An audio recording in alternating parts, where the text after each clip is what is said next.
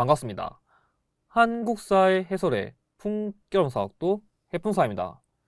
자, 이번 테마 29, 일제감정기의 국외독립운동 원입니다. 아마 여러분들이 이제부터 배울 일제감정기 파트 한 이번 강의랑 다음 강의는 아마 앞서 배운 파트보다 난이도가 만만치 않게 어려울 거예요.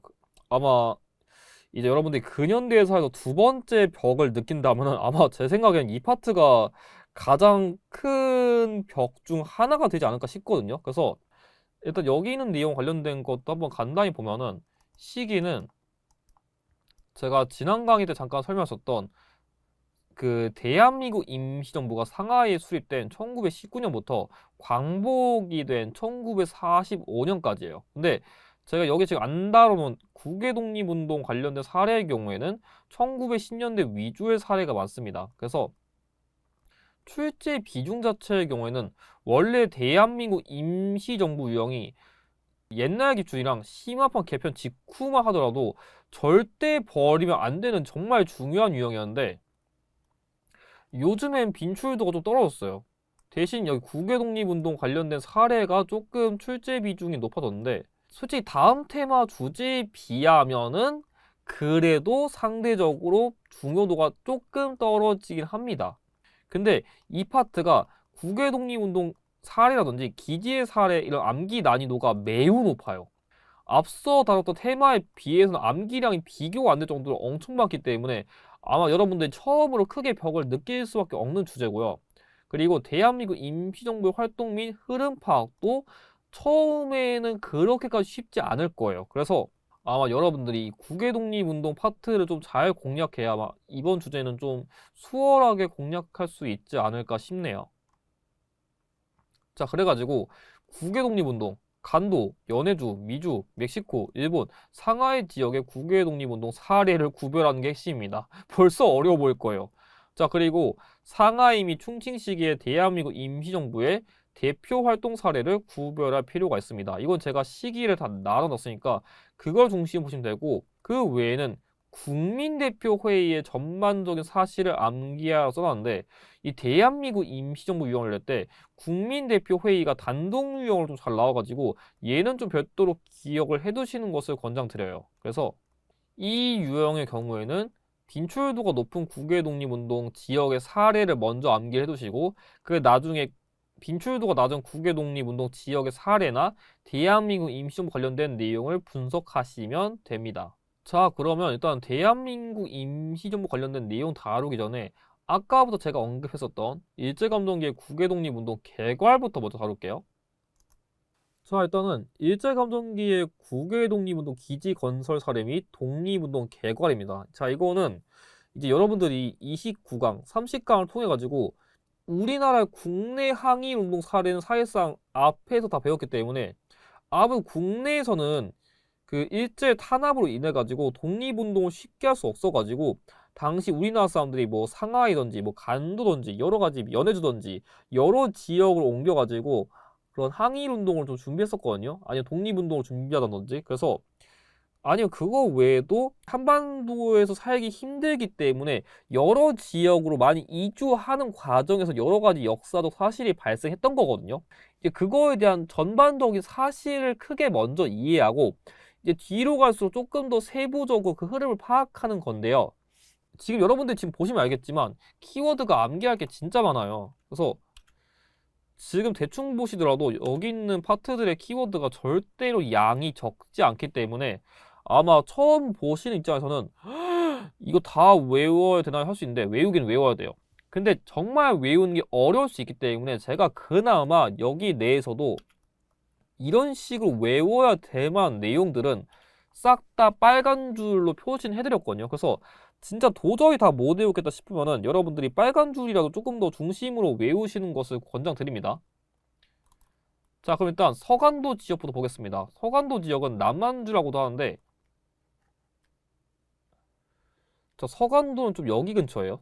자, 제가 지금부터 이제 번호를 적을게요. 번호 1번. 자, 서간도는 남만두 지역이라고 하는데 일단 이 서간도 지역에는 당시 이상용님 등 그 약간 신민의 대표적인 출신 인물들이 넘어와가지고 그건 자치기구이자 독립운동 단체인 경학사라는 걸 설립했어요. 나중에 이 경화선 나중에 부민단으로 이렇게 좀 계승되었고요. 여기 서간도 지역의 군사 조직으로서 서로군정서라는 게 있습니다. 그래서 여기 북간도에는 북로군정서라는 게 있고 서간도에는 서로군정서라는 게 있습니다. 그리고 서간도 지역에는 신민의 출신 대표적인 인물인 이회영, 이동영, 이상용님 등이 조직한 그런 독립군 양성학교인 신흥강습소가 설립되었습니다. 이건 나중에 신흥무관학교로 개편이 되었고요.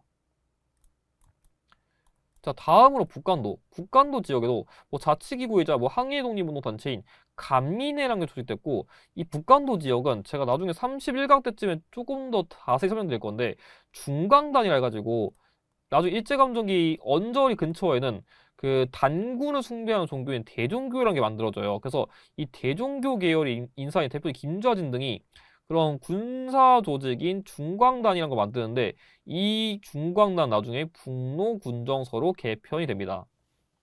그리고 북간도 지역, 약간 북간도 지역 여러분들이 어떤 걸 좀 기억하는 게 좋냐면 학교랑 관련된 키워드 좀 많이 나오거든요. 그래서 학교 관련된 키워드가 조금 많이 나오면은 북간도로 기억하시면 되는데, 물론 얘랑 구별을 하셔야 돼요. 근데 이 북간도 지역엔 민족학교가 건설되었는데 대표적으로 이상설님이 세운 서전서숙이랑 김야견이라는 인물이 세운 명동학교라는 게 있습니다. 그 외에도 이 북간도 지역에서는 이건 봉오동 전투라던가 청산리 전투를 해가지고 만주 지역에서 그 독립군들이 일본군과의 싸움에서 승리한 전투 사례 같은 게 좀 나옵니다. 그래서 유독 전투 관련된 키워드라던가 학교 관련된 키워드가 좀 많이 나오면은 북간도다라고 기억하시면 될 것 같습니다. 다음으로 연해주의 경우에는 약간 신문 관련된 키워드가 많이 나와요. 신문. 그래서 일단 뭐 독립운동 단체인 뭐 건업회라는 게 조직되었었는데, 이 최재형, 최페치카라고 하는데, 이 최페치카 최재형은 돈이 진짜 많아요. 그래서 이 연해주 넘어가가지고 자신의 돈을 다 헐어가지고 이런 독립운동 단체 이런 걸 만들었었는데, 당시에 뭐 신문사를 만들어가지고 건업신문도 발간하고, 특히 이 최재형님이 좀 어떤 업적을 했었냐면은, 이 최재형님이 당시에 안중근의 의거를 지원했어요. 그래서 이 안중근의 하얼빈 의거를 성공을 이끄는데 조금 뒤에서 열심히 도와준 인물? 그러니까 뭐 숙소도 빌려주고 뭐 돈도 주고 했던 인물이 최재형 님이었어요. 그래서 이 인물을 도와준 인물이다? 라는 거 정도만 여러분들이 추가적으로 알아두시면 될 것 같아요. 그 외에도 한인 자치기구인 신안촌이라는 게 여기 조직되었고, 전로 한족회 중앙총회라 해가지고 일종의 의회 같은 단체 같은 게 있었는데, 나중에 이 단체는 임시정부 성격의 단체인 대한국민의회로 개편되었습니다. 그리고 저기 빠져 있어가지고 하나 더 추가하면은 대한국민의회 외에도 이것도 좀 외워두세요. 뭐냐면 대한광복군정부라 있거든요. 대한광복군정부.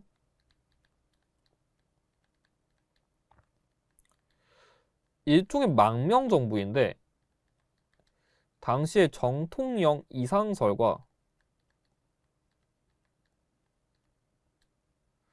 부통령 이동희를 선발했어요. 그래서 약간 이 대한광복군 정부는 이상설님이나 약간 이동희님 약간 인물형 낼 때 조금 나올 수 있는 키워드라 좀 추가적으로 암기를 해두시고, 뭐 여기서 뭐 해두신문 발간했었고, 그 외에도 지난 강의 때 잠깐 언급을 할까 말까 했었던 것 같은데, 자, 그래서 연해주랑 관련된 역사도 사실 또 이런 건 어떤 게 있냐면, 당시에 이제 한 1930년대 후반쯤 이르러서는 2차 세계대전이라 해가지고 전 세계가 맞붙는 대규모의 전쟁이 발생해요. 그래가지고 당시에 그런 대규모의 전쟁이 발생하기 이전에 소련의 당시 지도자였던 스탈린은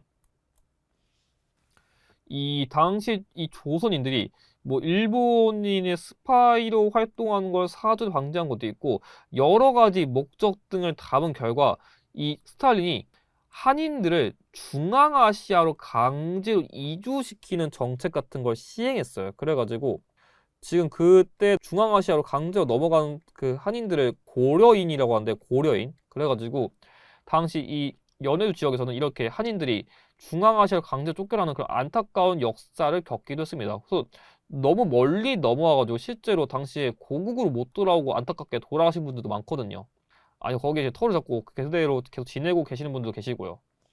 다음은 미주 지역 경우에는 뭐 독립운동 단체인 뭐 대한인 국민회였었고, 특히 하와이에서는 박용만을 중심으로 군사 조직인 대조선 국민군단이 형성되었습니다. 그래서 약간 미주 지역이 뭔가 이름이 좀 긴 단체가 상대적으로 많아요. 실제로 미주 지역에는 그런 비행사 양성하기 위한 윌로스 비행학교라는 것도 설립되었었고, 또 안창호 선생님이 독립운동 단체인 흥사단이라는 것을 만들었습니다. 그래서 이름이 길던지 뭐 끝자락 글자던지, 그러니까 흥, 안창호 이런 식으로 좀 이런 식으로 암기를 해두시면 될 것 같고, 이 미주 지역의 경우에는 여러분들이 좀 그걸 기억해 두시면 좋은데, 뭐냐면 당시에 우리나라 살기 좀 어렵다 보니까 돈을 많이 벌려고 당시에 그 미국 입장에서 해외에서 노동자들을 많이 뽑았어요. 그래가지고 이 사탕수수 농장이 하와이에 있는 거거든요. 그래서 여기서 농사를 하면은 돈을 많이 벌 수 있다, 그런 공고가 올라와가지고 당시 이 하와이가 어느 지역인지도 모르는데 당시 한인들이 돈 많이 벌겠다 라는 생각 하나만으로 이렇게 넘어와가지고 열악한 노동 환경 속에서 힘들게 일했던 곳이 여기 사탕수수 농장이에요. 특히 아무래도 멀리 오다 보니까 당시에는 결혼에 대한 게 거의 진짜 의무적일 정도로 강요가 되었기 때문에, 근데 멀리 왔으니까 결혼 못 하잖아요. 그러니까 당시에는 이 고국에 있는 여자들의 사진만 보고, 그러니까 거기 있는 사람들도 이 사진만 보고서 서로 약간 일종의 중매 결혼? 아무래도 좀 멀리 넘어왔다 보니까 사진만 보고서 어떻게든 결혼해야겠다 라는 그런 분위기 같은 게 좀 유행했었다 라고 보시면 될 것 같습니다. 자, 나머지 지역은 솔직히 그렇게 안 중요해가지고 간단히 설명드리면은, 상하이 지역의 이따 설명들이 대한민국 임시정부가 수립되었고요. 독립운동 단체인 동대사 설립되었고요. 신한청년단이라 해가지고 당시 이 김규식이나 여운형님 등이 대표적인 독립운동가이자 현대까지 활동한 인물들인데 좀 그때 젊었거든요. 그래가지고 이런 상하이에서 단체를 만들어가지고 또 독립운동을 했었는데, 특히 김규식 이분은 파리강화 회의에 파견돼가지고 독립청원서를 제출하는 그런 독립운동 활동을 했었습니다. 그 외에는 대동단결 선언이라 해가지고 1917년에 그 뭐 신규식, 박은식, 조성 등 독립운동가 약 14명이 어떤 선언문을 발표하거든요.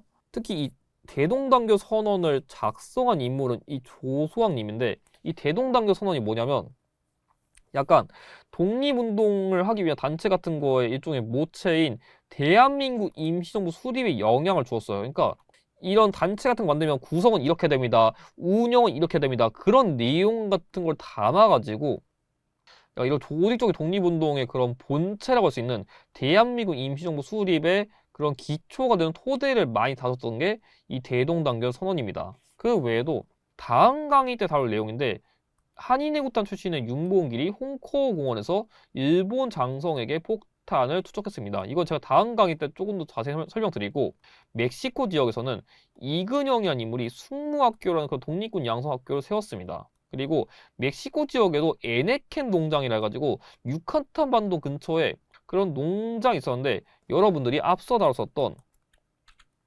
이 미주 지역의 사탕수수 농장이랑 이 멕시코 지역의 에네켄 농장을 되게 헷갈리기 쉬워가지고 이것만 좀 주의를 해두시면 될 것 같습니다.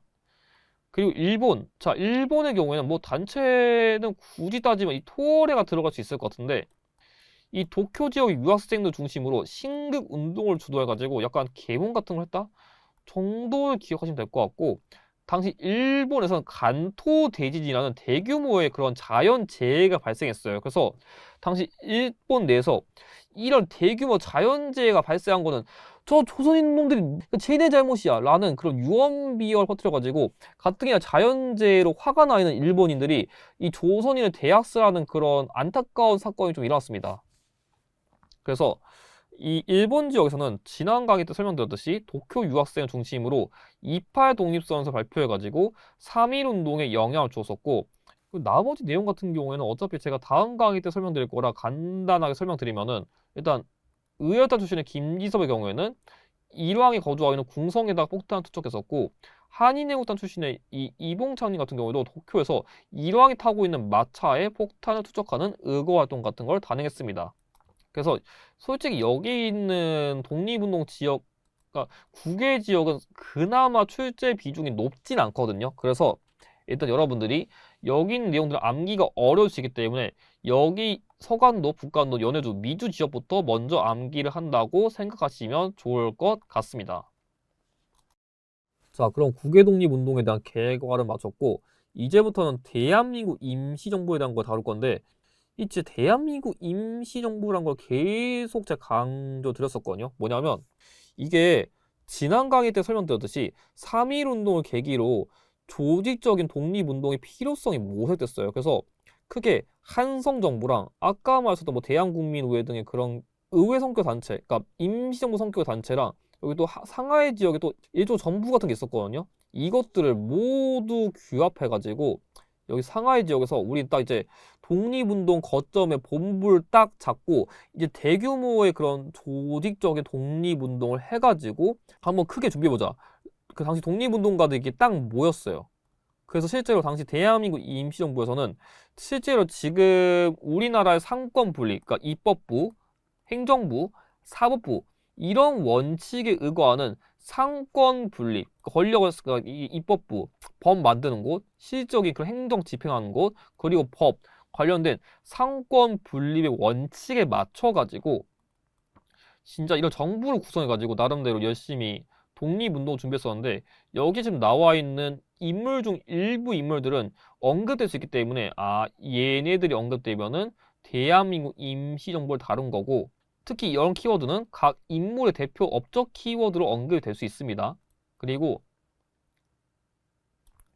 제가 여기 있는 내용은 지금 여기 위에 설명드리면서 다시 한번 설명드리겠지만 이 각 개헌, 그러니까 나중에 현대사 가면은 헌법을 총 9번 바꾸거든요. 그런 것처럼 대한민국 임시정부도 나름대로 개헌하면서 중요한 거는 누가 지도자를 담당하냐, 아니 지도 체제를 어떻게 하냐 그런 거 관련된 게 계속 바뀌는 건데 이 관련된 인물들은 대한민국 임시정부 다룰 때 나올 수도 있고 특히 시기에 따라 가지고 이거를 구별하는 문제, 그러니까 연도형 문제가 나올 수 있어요. 그러니까 국무령제는 언제 시행되었나요? 이런 게 연도 문제 나올 수 있어가지고 아 이런 게 있구나 참고용으로 봐두시면 될 것 같습니다. 자 그래서 이런 식으로 성립된 대한민국 임시정부는 그럼 어떤 활동을 했었냐? 첫 번째, 일단은 비밀 행정 조직을 만들어요. 아무래도 상하이에 있다 보니까 국내에 연락할 수 있는 그런 수단이 필요할 거 아니에요. 제가 지금 상하이 위치를 조금 애매하게 적어놨는데 그냥 중국에 있다. 그냥 그 정도만 이해하시면 돼요. 뭐 상하이가 정확히 어디 있어요?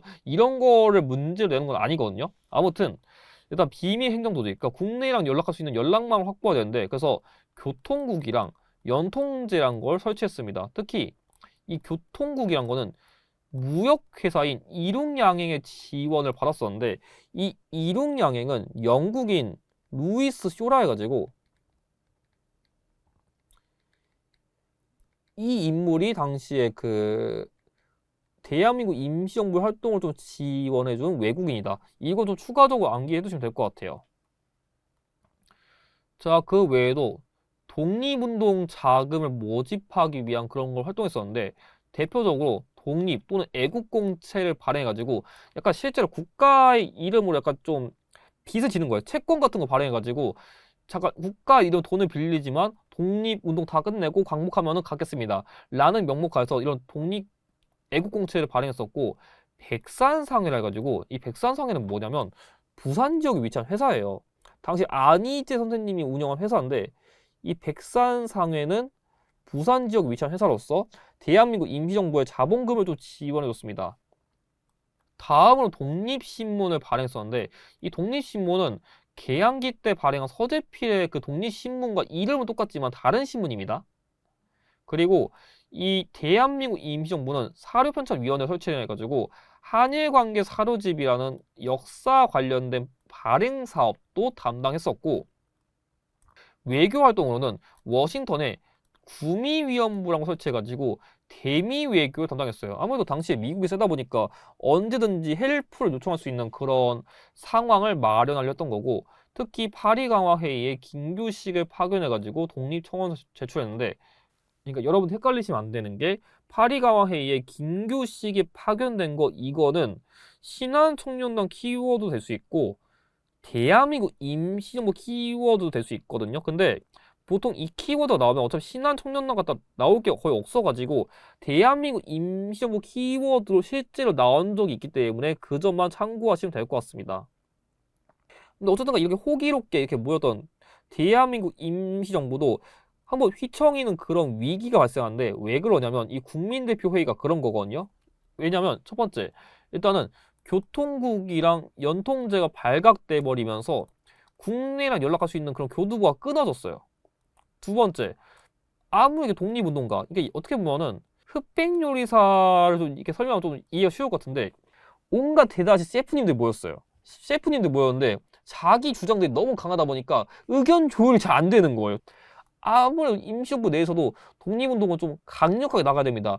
이렇게 됩니다. 저렇게 됩니다. 의견이 마구마구 갈리다 보니까 의견이 조율이 안 되는 거예요. 그래서 독립운동에서 그런 새로운 활로를 모색할 필요가 있다 느껴가지고 당시 그런 독립운동에 대한 방향성 한번 얘기해보자 라는 그런 회의를 개최해가지고 당시에 아예 대한민국 임시정부를 없애버리고 새로운 그런 단체를 만들어냅니다. 창조파, 신채호 등의 주장과 임시정부를 없애는 건 안 되는 것 같고 열심히 좀 잘 개편해보자. 개조파, 안창호 등의 이런 노선이 대립하겠었는데 결과적으로 대화가 다 안 통해버려가지고 국민대표 회의는 이게 와해돼버리고 어쨌든 이 국민대표 회의 결과 당시에 이승만이 국민 위인 통치 청원서란 거를 그 미국에 보내거든요. 그래서 당시 이로 인해 가지고 왜 또 대통령께서 맘대로 해서 약간 이런 불만 같은 얘기가 나와가지고 결국 이승만을 탄핵한 다음에 박은식을 2대 대통령 임시로 선출하거든요. 근데 그 이 인물께서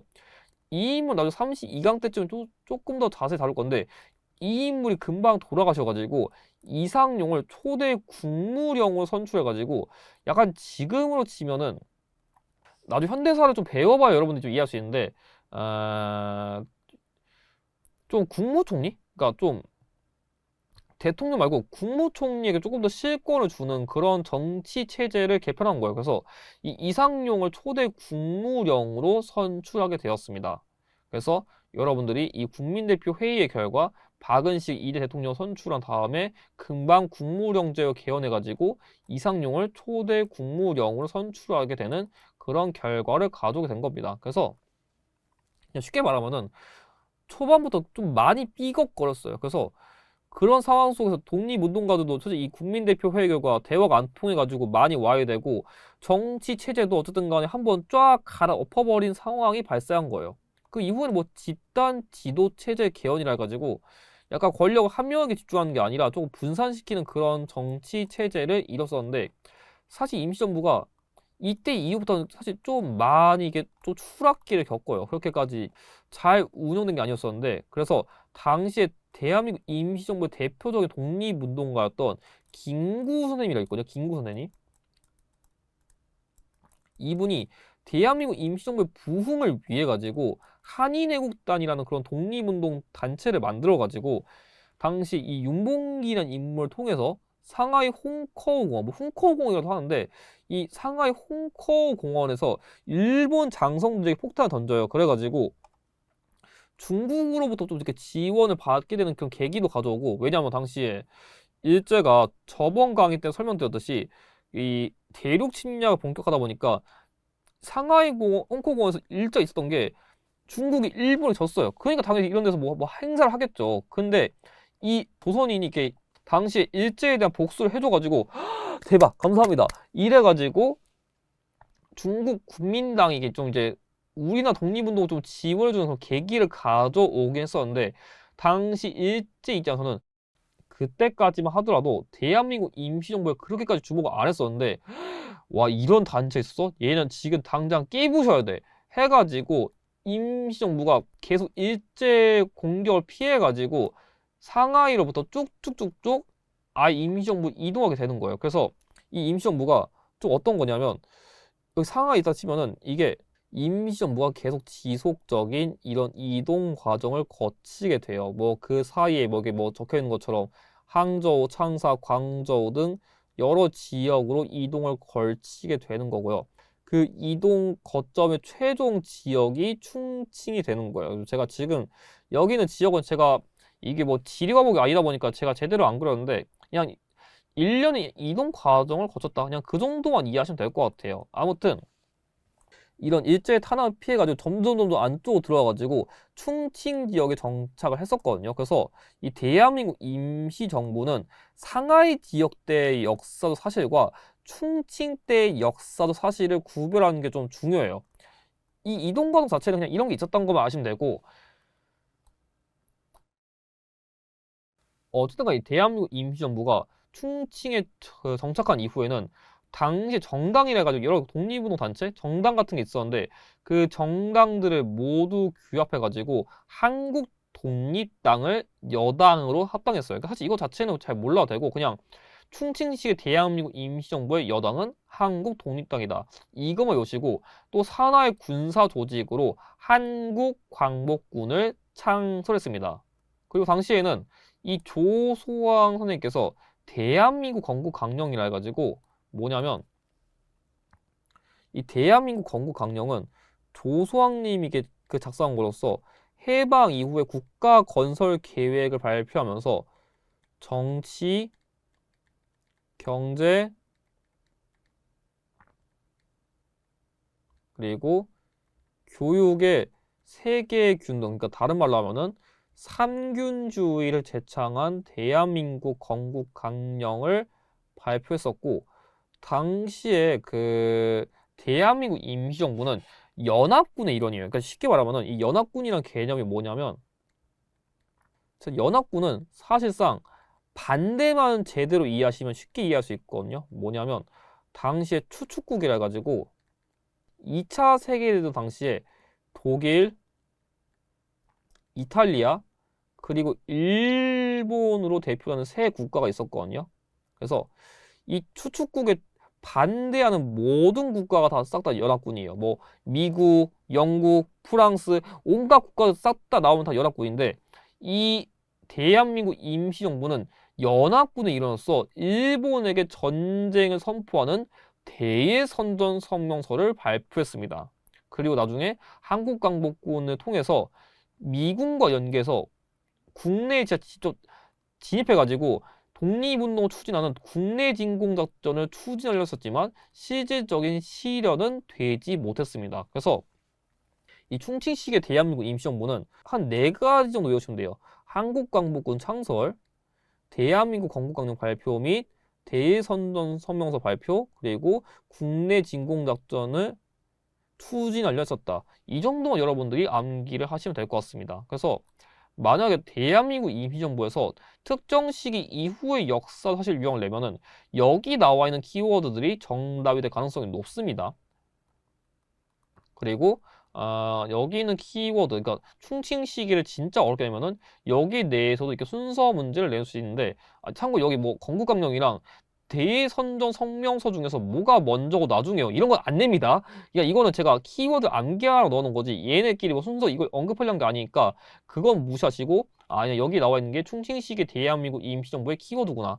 그래서 앞서 다뤘었던 상하이식의 대한민국 임시정부 관련된 키워드랑 정확하게 구별할 필요가 있다. 그런 점은 여러분들이 기억을 해두시면 될 것 같습니다. 자, 그럼 이것으로 국외 독립운동 1은 마쳤습니다. 아마 여러분들이 갑자기 내용이 많이 방대해져가지고 많이 어려움을 느낄 수 있는데, 그 다음 강의 나와 있는 내용 주제는 만만치는 않지만 그 나오는 게 뭔지는 비교적 명확하기 때문에 조금 더 쉽게 설명드릴 수 있도록 저도 한번 노력을 해보겠습니다. 영상의 내용이 도움이 되셨다면 좋아요와 구독을 부탁드립니다. 감사합니다.